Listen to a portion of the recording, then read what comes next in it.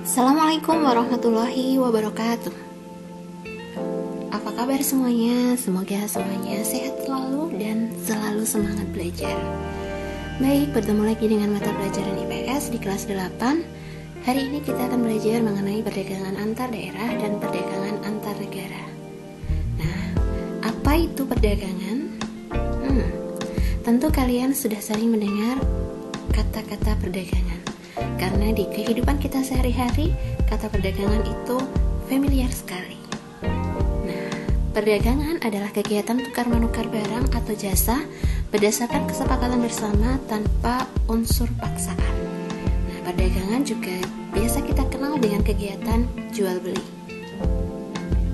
Nah, apa itu perdagangan antar daerah atau antar pulau? Perdagangan antar daerah atau antar pulau itu berarti kegiatan jual beli yang dilakukan antar daerah, misalnya daerah Banten dengan Yogyakarta, atau misalnya antara Pulau Jawa dengan Pulau Kalimantan. Nah, jadi perdagangan antar daerah atau perdagangan antar pulau itu adalah perdagangan yang dilakukan oleh penduduk suatu daerah atau pulau dengan daerah atau pulau lain dalam satu batas wilayah negara. Jadi masih dalam satu batas wilayah negara. Nah, tujuan perdagangan antar daerah atau antar pulau yang pertama yaitu memperoleh keuntungan, dan yang kedua memperluas jangkauan pasar. Tentu kegiatan perdagangan tidak lain tujuannya adalah untuk memperoleh keuntungan. Nah, tujuan yang kedua itu memperluas jangkauan pasar. Nah, artinya barang atau jasa yang dihasilkan di Yogyakarta misalnya itu diperluas pasarnya biar sampai di daerah-daerah lain atau di pulau-pulau lain. Faktor pendorong perdagangan antar pulau atau perdagangan antar daerah yang pertama yaitu adalah perbedaan faktor produksi yang dimiliki. Contohnya misalnya daerah Wonosobo itu penghasil teh karena merupakan dataran tinggi yang sejuk dengan kondisi tanah yang cocok untuk tanaman teh dan tanaman sayur-sayuran. Nah, sedangkan di Kabupaten Gunung Kidul sama-sama pegunungan, sama-sama dataran tinggi, tapi berbeda dengan Wonosobo. Jenis tanah di Gunung Kidul itu tidak cocok untuk tanaman teh dan juga sayur-sayuran. Sehingga antara Gunung Kidul dan Wonosobo itu bisa terjadi perdagangan antar daerah karena adanya perbedaan faktor produksi yang dimiliki. Faktor pendorong yang kedua yaitu perbedaan tingkat harga.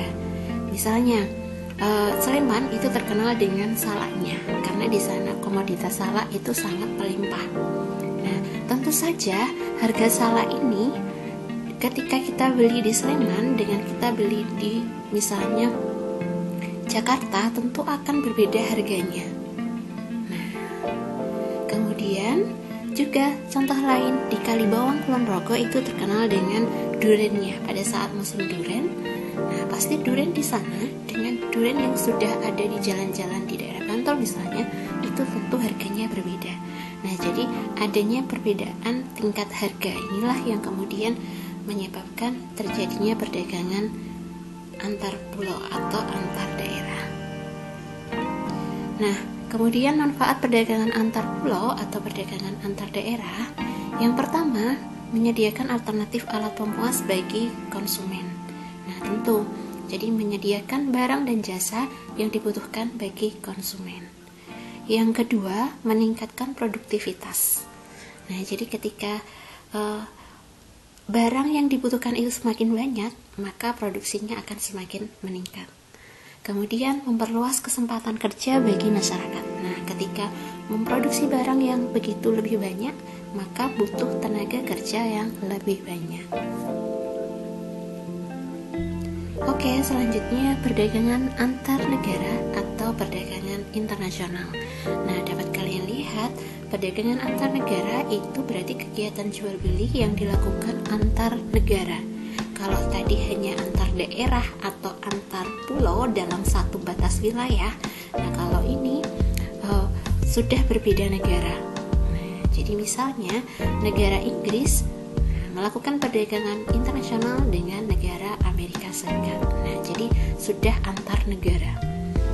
Nah, perdagangan antar negara atau perdagangan internasional itu adalah perdagangan yang dilakukan oleh masyarakat suatu negara dengan masyarakat negara lain atas dasar kesepakatan bersama. Nah, ruang lingkup perdagangan antar negara atau perdagangan internasional meliputi yang pertama adalah perpindahan barang dan jasa dari satu negara ke negara lain. Yang kedua, perpindahan modal melalui investasi asing dari luar negeri ke dalam negeri. Yang ketiga, perpindahan tenaga kerja dari suatu negara ke negara lain. Yang keempat, perpindahan teknologi dengan mendirikan pabrik-pabrik di negara lain. Dan yang terakhir, yaitu penyampaian informasi tentang kepastian adanya bahan baku dan pangsa pasar. Nah, inilah 5 ruang lingkup perdagangan internasional. Nah, selanjutnya aktivitas perdagangan antar negara tentu ada 2 hal aktivitas perdagangan antar negara. Yang pertama itu adalah kegiatan ekspor dan yang kedua adalah kegiatan impor. Nah, kegiatan ekspor itu berarti kegiatan menjual ke luar negeri. Nah, sedangkan pelaku kegiatan ekspor itu disebut dengan eksportir. Kemudian kalau kegiatan impor itu adalah kegiatan membeli barang dari luar negeri. Nah, pelaku kegiatan impor itu disebut dengan importir. Jadi aktivitas perdagangan antar negara atau perdagangan internasional itu berkaitan dengan kegiatan ekspor dan impor. Nah, kebijakan pemerintah untuk mendorong kegiatan ekspor yang pertama yaitu adalah memberi kemudahan produsen. Nah, jadi dengan kemudahan perizinan, pemberian fasilitas kepada produsen itu dapat mendorong kegiatan ekspor. Misalnya dengan bantuan teknologi, pelatihan, kredit, dan sebagainya. Kemudian yang kedua, menjaga kestabilan nilai rupiah. Nah, kestabilan nilai rupiah ini penting karena ini menjadikan eksportir lebih mudah dalam menentukan harga produknya di pasar internasional. Yang ketiga, perjanjian dagang internasional. Nah, dengan adanya perjanjian dagang internasional, penjual dan pembeli punya pasar dengan perlindungan yang istimewa. Dan yang terakhir itu meningkatkan promosi. Nah, jadi mengenalkan produk Indonesia ke pasar internasional itu mendorong adanya ekspor. Nah, faktor pendorong ekspor yang lainnya yaitu yang pertama adalah keadaan pangsa luar negeri. Keadaan pasar luar negeri, kemudian yang kedua adalah keuletan eksportir menangkap peluang, dan yang ketiga adalah kondisi sosial, ekonomi, politik dari suatu negara. Nah, 3 hal ini mendorong kegiatan ekspor, membuat ekspor meningkat. Nah, ketika keadaan pasar luar negeri bagus, kemudian ketika eksportir bisa menangkap peluang, dan kondisi sosial, ekonomi, politik dalam suatu negara itu bagus, maka itu bisa meningkatkan ekspor. Nah, kemudian yang selanjutnya golongan barang impor Indonesia. Barang impor Indonesia dibedakan menjadi 3 ya. Nah, yang pertama itu adalah barang-barang konsumsi, berarti barang yang langsung bisa dipakai untuk memenuhi kebutuhan, seperti susu, daging, beras, mentega, makanan kaleng, kosmetik, kedelai, alat elektronik, kendaraan, dan lain-lain. Nah, ini merupakan barang impor Indonesia dalam barang konsumsi. Kemudian jenis yang kedua adalah bahan baku atau penolong. Nah, bahan baku atau penolong ini adalah barang untuk bahan baku industri. Contohnya misalnya kapas untuk industri tekstil, obat-obat kimia untuk industri pupuk, komponen kendaraan bermotor, dan bahan-bahan lainnya. Dan yang terakhir, barang impor Indonesia itu adalah barang modal, barang untuk menambah perkembangan industri dalam negeri. Contohnya mesin pabrik, pesawat, alat elektronik, alat-alat berat, kapal, dan peralatan TNI atau Polri. Nah, ini 3 hal golongan barang impor Indonesia. Yang Yang selanjutnya, manfaat perdagangan antar negara. Yang pertama adalah memperoleh keuntungan. Jelas, jadi yang namanya perdagangan antar negara pasti dilakukan untuk memperoleh keuntungan. Yang kedua, yaitu memperoleh barang dan jasa yang tidak dapat diproduksi di dalam negeri. Nah, jadi ketika kita tidak bisa membuat pesawat misalnya, nah kita memperoleh pesawat dari luar negeri. Kemudian yang ketiga, menjalin persahabatan antar negara. Nah, dengan adanya perdagangan antar negara, maka itu menjadikan antar negara tersebut terjalin persahabatan. Dan yang terakhir adalah transfer teknologi modern. Nah, kita tahu alat-alat teknologi modern kita seperti handphone, kemudian komputer, laptop, dan sebagainya itu sebagian besar diimpor dari negara lain. Nah, itu karena adanya perdagangan antar negara.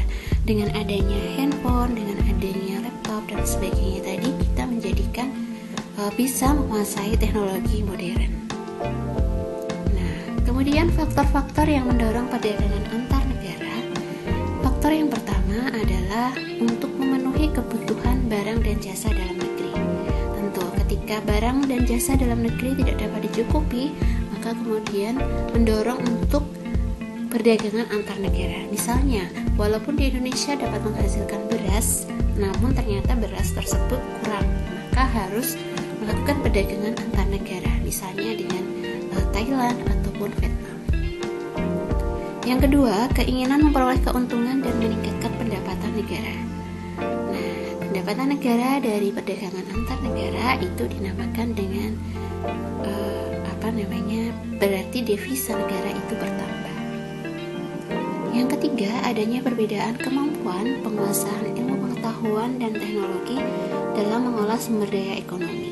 Nah, jadi pengolahan sumber daya ekonomi itu harus dengan disertai penguasaan iptek. Nah, ketika suatu negara kurang mampu menguasai iptek, maka akan susah untuk mengolah sumber daya ekonomi. Hal yang dilakukan adalah dengan melakukan perdagangan antar negara. Yang keempat, adanya kelebihan produk dalam negeri sehingga perlu pasar baru. Nah, jadi produk-produk dalam negeri itu ternyata terlalu banyak. Nah, membutuhkan pasar baru untuk menjual produk-produk tersebut ke luar negeri. Yang selanjutnya, adanya perbedaan sumber daya alam, iklim, tenaga kerja, budaya, dan juga jumlah penduduk. Nah, tentu perbedaan sumber daya alam ini sangat mempengaruhi. Misalnya kita juga impor yang namanya gandum, karena gandum jarang bisa dihasilkan di Indonesia. Nah, secara iklim itu tentu berpengaruh terhadap perbedaan sumber daya alam. Nah, Indonesia memiliki sumber daya alam yang melimpah, namun tenaga kerja Indonesia belum maksimal dalam mengolah sumber daya alamnya, maka membutuhkan perdagangan antar negara tadi. Nah, oke.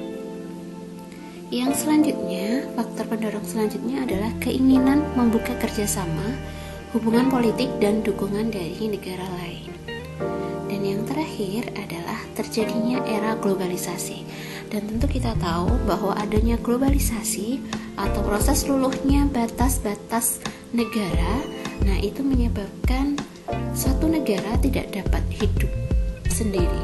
Nah, jadi perlu adanya kerjasama, perlu adanya interaksi dengan negara lain, baik itu melalui perdagangan ataupun melalui yang lainnya. Nah, sekarang perbedaan perdagangan antar pulau atau antar daerah dengan perdagangan antar negara. Tentu kita tahu perbedaannya, misalnya dari sisi wilayah, jelas wilayahnya lebih luas jika antar negara. Dari sisi biaya angkut, jelas lebih mahal ketika antar negara.